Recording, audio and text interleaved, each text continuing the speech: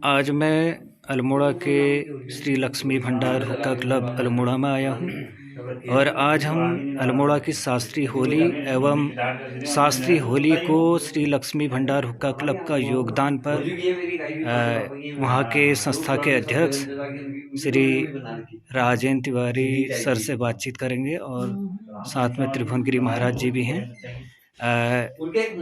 Tiwari sir, आप हमें शास्त्रीय होली और अल्मोड़ा श्री लक्ष्मी भंडार हुक्का क्लब के बारे में थोड़ा सा जानकारी दें हमारे दर्शकों को। जी हाँ, जैसे कि आप सभी लोग जानते हैं, हमारी संस्था की स्थापना जो विधिवत अभिलेखों में दर्ज है 1960 से ये जो है कार्य कर रही थी ये संस्था, और 1941 लगभग आसपास, इसी के आसपास यहाँ पर विधिवत रूप से निरंतर सांस्कृतिक गतिविधियाँ आयोजित की जाती थी। वर्ल्ड वॉर के टाइम पे भी यहाँ पे तो लोग समसामयिक विषयों पर चर्चा करते थे, चाहे अकाल हो चाहे युद्ध हो, तो एक स्थान हो जाने के कारण यहाँ पे सभी लोग एकत्र हुआ करते थे।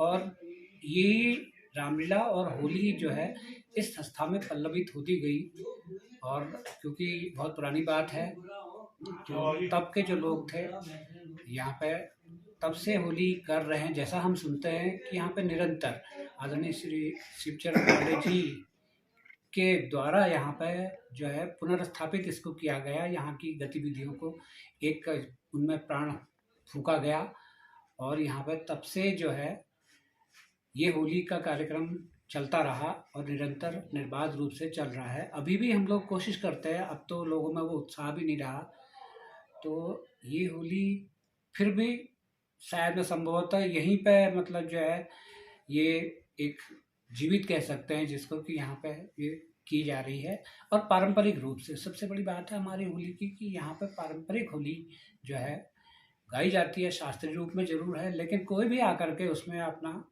योगदान कर सकता है, वो भाग ले सकता है, कहते हैं वो आवाज़ लगा सकता है। और बुरा न मानो होली है, इसी पर आधारित ये चलती है।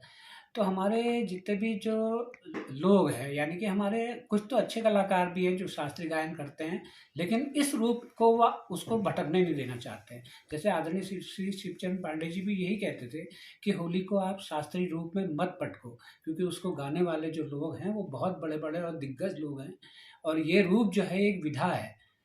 तो ये श्री कंचन तिवारी जी भी अभी यही कह रहे थे कि एक घराना जैसा बन गया है, जो पारंपरिक कुमाऊनी होली जो है एक के घराने के रूप में स्थापित हो गया है, तो उसी रूप में चल रही है। तो हम भी कोशिश करते हैं कि यह चलती रहे और चलती रहे। हमारे जो युवा हैं और जो हुक्का क्लब के जो सदस्य हैं, उनके लिए क्या संदेश देना चाहेंगे आप इस होली के अवसर पर? मैं तो युवाओं से यही कहूँगा कि इस विधा को आप आगे बढ़ाने में अपना योगदान दें, क्योंकि इससे उनकी गायकी में निरंतर रूप से सुधार आएगा और अवश्य आएगा। जो भी गायकी सीखते हैं, क्योंकि इसमें कई राग हैं, तो उससे उनके राग भी तैयार हो जाते हैं।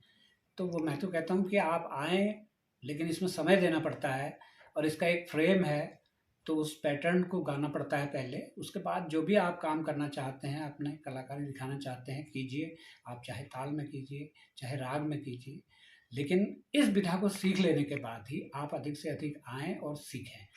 अल्मोड़ा में जहाँ तक ये श्री लक्ष्मी भंडार हुक्का क्लब है, यहाँ पर जो शास्त्रीय होली गाई जाती है, इसमें कौन-कौन से रागों पर आधारित होली का गायन होता है? देखिए, ये असल में एक जैसे रागों का चक्र होता है, तो दिन के राग कुछ होते हैं, कुछ रात के गाने वाले राग होते हैं।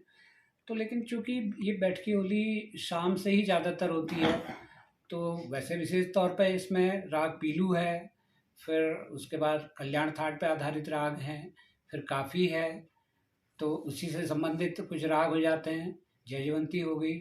तो इस तरह से वो क्रम चलता रहता है देर रात तक। सहाना हो गया, तो परज गाई जाती है, फिर सुबह के प्रहर के समय जो है राग भैरवी चलती है। तो लगभग सारे ही राग इसमें कवर किए जाते हैं, खम्मास से लेकर के सारे राग। आपका बहुत-बहुत धन्यवाद राजदा, और आप राजदा के नाम से यहाँ विख्यात हैं।